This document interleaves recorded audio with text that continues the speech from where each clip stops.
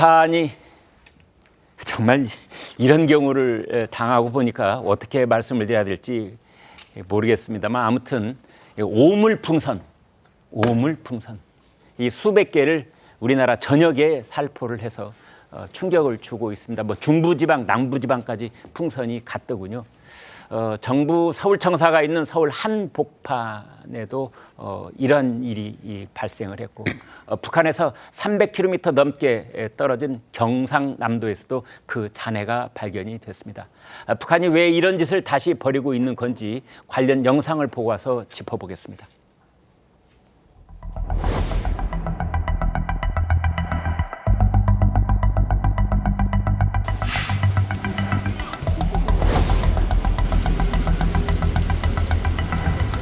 처음에는 사고 난 줄 알았죠. 진짜 바로 앞에서 풍선 터지는 그 정도의 소리가 들렸는데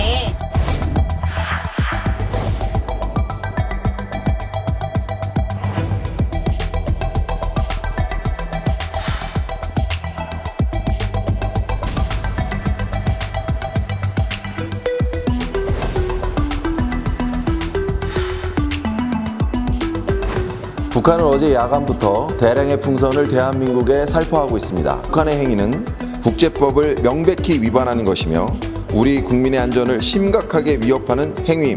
북한의 반인륜적이고 저급한 행위를 즉각 중단할 것을 엄중 경고함.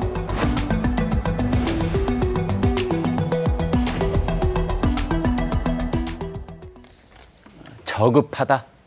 다른 말로 바꾸면 창피하다. 이렇게도 할 수 있겠는데요. 자, 최지원 기자하고 얘기 나눠보겠습니다.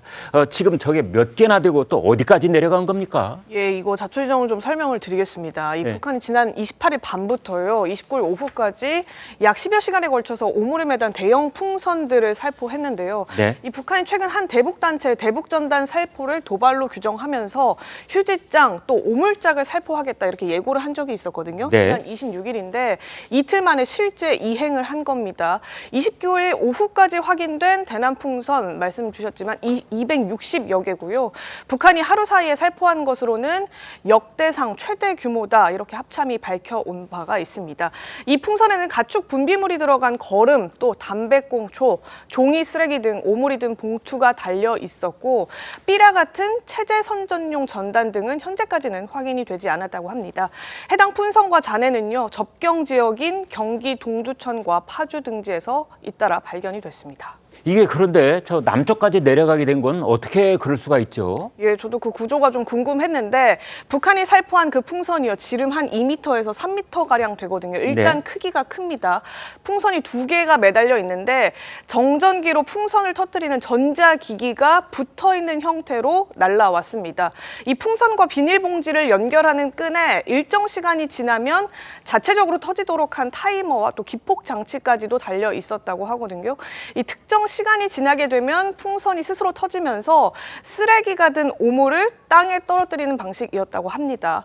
이 전례로 봤을 때 40kg에서 50kg까지 무게도 풍선으로 운반이 가능한 구조라고 합니다. 네, 김여정 북한 부부장은 대북 전단을 핑계로 대남 오물 테러를 공공연하게 경고를 해왔습니다. 그리고 수년 만에 다시 행동으로 옮겼는데요. 과거의 발언을 듣고 오겠습니다.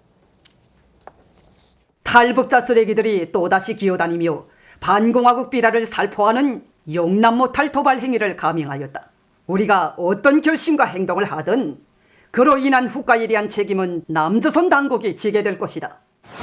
문제는 걔네들이 지금도 계속 삐라와 노절한 물건짝들을 들이밀고 있다는 데 있습니다. 이놈들이 한 장난질에 의해 우리 인민의 머리 위에 얼마나 무서운 죽음의 구름이 떠돌았고 얼마나 많은 사람들이 불안 속에 몸부림쳤습니까?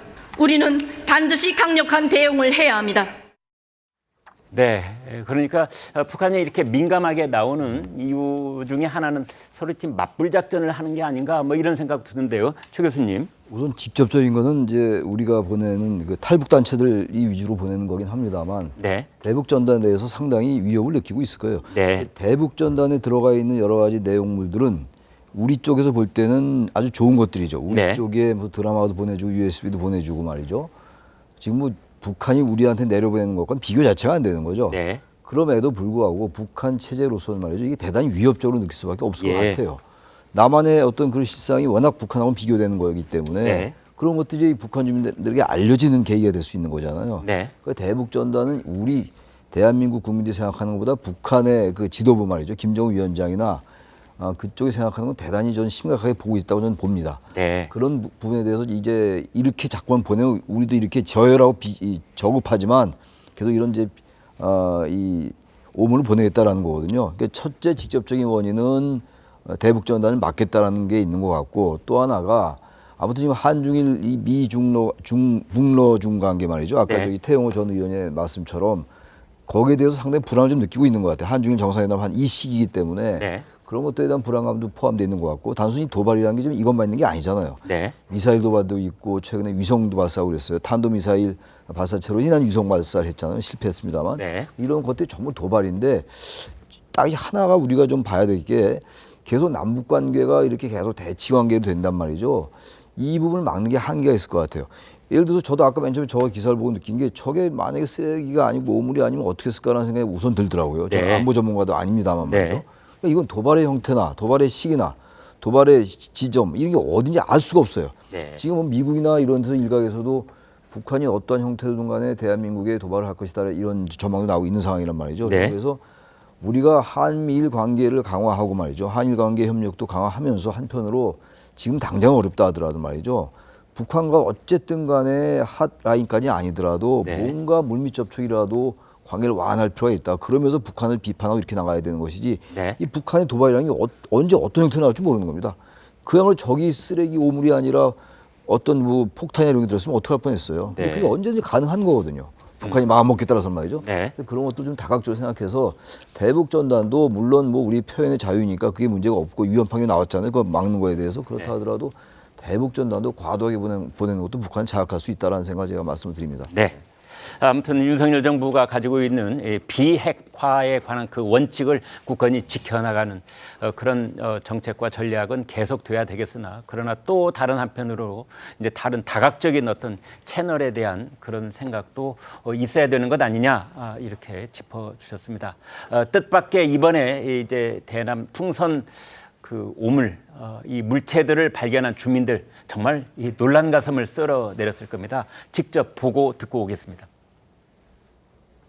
상상을 못하죠. 상정을 못할 일이지 뭐. 총칼들이 되고 있으니 그게 오물질을 보냈다니까 좀 되야지. 실제 오물질인지 아니면 화학물질이 들은 건지 그건 우리는 모르지. 접근을 하지 말라는 게 그런 것 때문에 접근하지 말라는 거지.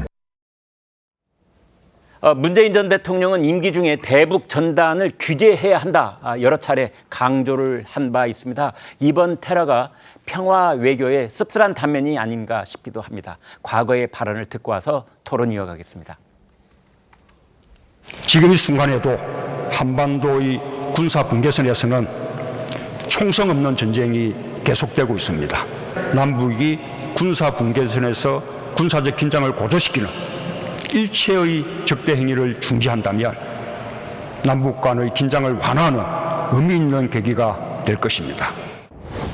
금강산 관광의 재개와 대북 전단 살포의 규제에서도 더 성의 있는 노력이 필요합니다. 네, 장윤미 위원장께요. 이제 북한의 이번에 오물 풍선에 대해서 민주당 쪽에서는 입장이 나온 게 있습니까? 일단 공식적인 논평은 뭐 아직 나온 게 없는 것으로 알고 있고요. 다만 네. 그런 문제의식은 있는 것 같습니다. 평화 체계를 종국적으로 이제 마무리 짓지 못한 부분이 있죠. 그런데 이 정부에서 기본적으로 북한이라는 국가는 통제가 불능합니다. 그런데 고차 방정식을 풀어내야 되는데 그런 능력과 의지가 있는지에 대한 물음표가 민주당 안에서 많은 것 같습니다. 네. 이를테면 대북 제재의 효율적인 방안을 관철하기 위해서도 중국과의 관계 설정 중요하죠. 더 제재하기 위함입니다. 남북 정상회담 어떻게 이루어졌습니까? 미국의 전폭적인 지지하에 이루어질 수밖에 없는 겁니다. 이게 우리나라가 처한 지정학적 현실입니다. 강대강 국면으로 했을 때 우리나라 국민의 그런 안보에 그리고 어떤 복리에 도움이 되고 있습니까? 여기에 생화학 무기라도 탑재되면 어떡한지 굉장히 그 공포심이 커지고 있는 거 아니겠습니까? 외국인들에게는 어떻게 문자가 발송됐습니까? 에어레이드라고 공습이라고 됐습니다. 굉장히 놀랐다라고 이야기를 하고 있습니다. 이런 이른바 코리아 디스카운트에 대한 어떤 해결책, 북한을 규탄하는 걸 넘어서 어떤 보관을 마련해야 될 시점이 아닌가 싶습니다. 네.